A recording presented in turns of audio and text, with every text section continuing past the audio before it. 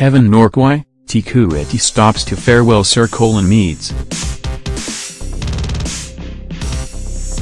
Kevin Norquay, Te Kuiti stops to farewell Sir Colin Meads' funeral for Sir Colin Meads in Te Kuiti.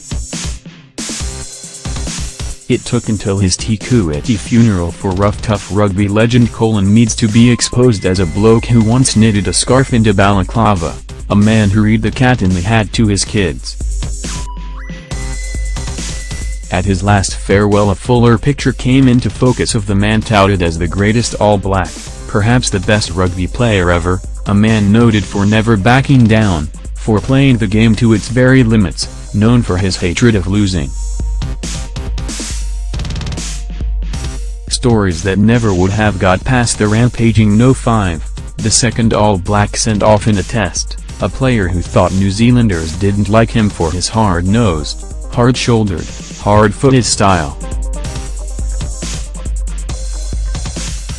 Meads' grandchildren talk about their soft-as-butter grandfather. He was, All Black brother-in-law Colin Meads Stan said, as soft as butter. He was humble, shy almost. He was an obstinate, stubborn, bugger and a bloody good guy.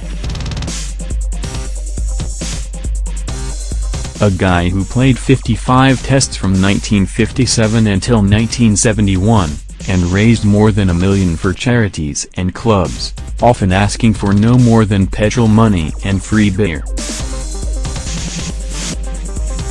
Mind you, some of those clubs probably found out, in hindsight, it would have been cheaper to pay him, efficient Jamie Mackay said.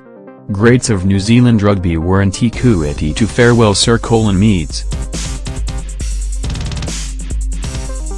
He was dad, granddad, great-granddad, a husband, a brother, a son.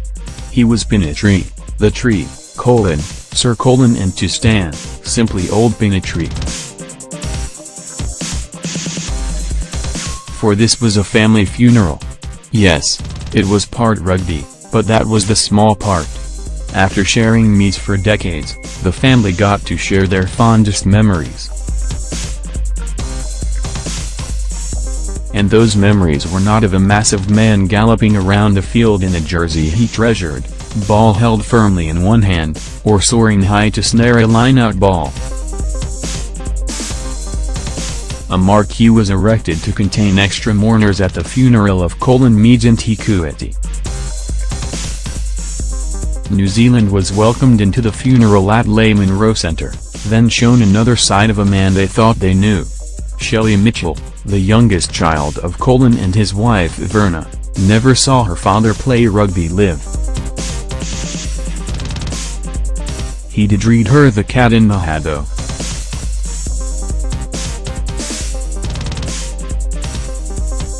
When his grandchildren were asked by their friends at school, "Your granddad is a pretty good fella, eh?" They thought he was. He gave them treats and cuddles. No, their friends said. He was a great rugby player. We learned he could grow tulips, but not eggplant. Thank God the Aussies never bugged his chair and learned of his weaknesses, such as his struggle to give, or accept, praise. "Just don't call me sir," he said when knighted. The Colin Meads casket arrives at his funeral service in Te Kuiti. Fabulous rugby stories did emerge. In 1968, details are hazy, he and first five Earl Curtin hitchhiked to Eden Park to join the All Blacks. It only took one ride. Once the driver discovered who he had on his hands, he took them right there. Stan and Colin got heated with each other when they were opposing captains in a trio match, and their mother threatened to bash their heads together, Stan said. The next time they opposed each other, Colin handed Stan all his side's line-out calls. Even pre-match routines emerged, courtesy of former All Blacks captain Brian Lockwood. The Meads boys and loose forward Kelvin Tremaine would have steak for breakfast, go to the tab and take a double, have mashed potatoes and poached eggs for lunch, and a superstitious Colin would always run out last, if he wasn't the captain. Sir Colin Meads didn't like reading, so his parents made him knit instead, his brother revealed. When Meads was sent off at Murrayfield, centre Bill Davis had shot back to the dressing room to get something, so ran onto the ground last. And look what happened. Lockwood thought Meads, with his ball-running skills, would have fitted into the modern game, except for one thing. The one massive difference was the modern players hydrate before the game, and we hydrated after the game, Lockwood joked. A bronze statue of Sir Colin Meads is seen surrounded by flowers and tributes. Quite quickly after the game. We didn't have to wait until Wed had half a gallon of water, that only made beer a little weaker. Te Kuiti had never seen so many suits, ties and high heels on a Monday, for the farewell to Meads, all black, farmer, local boy made good. He last tried was in a black hearse with the number plate Pine T, while 600 people packed into the center. A marquee in the gardens across the road seated another 1,600, watching the service on a big screen. The All Blacks insisted the jersey showed the scars of battle, just like Sir Colin would like it.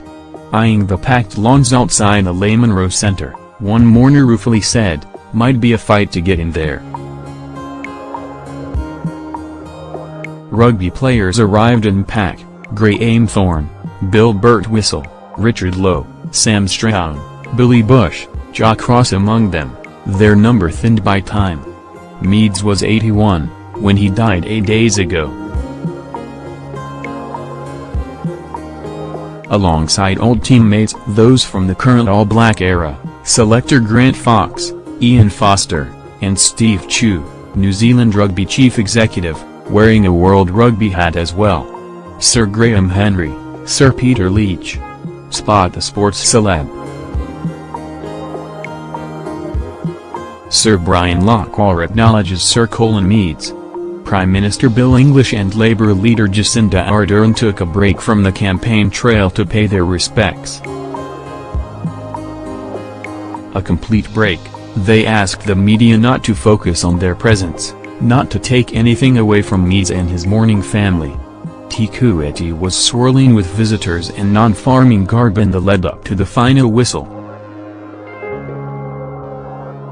There was a park-and-ride area on the outskirts of town, no parking road cones set up in lineouts near the venue, and detours. After the ceremony, Meads was taken to a private burial.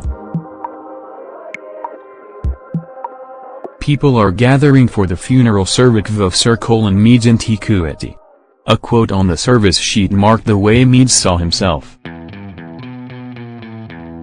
"It's like everything in life, if you try to be yourself and don't try to be somebody else, it all comes right. A country hick in the big time." A picture of Sir Colin Meads and a Pinitri are seen in the entrance to the Lehman Rowe Centre ahead of the funeral service for Sir Colin Meads in Te Kuiti. And on the back cover, Pinitri on a quad bike, riding off into the distance. "Thank you for loving our dad," Shelley Mitchell said. And Colin had the last word, on the big screen showing his life of football, family and fence posts. A bronze statue of Sir Colin Meads is seen surrounded by flowers and tributes. Righto.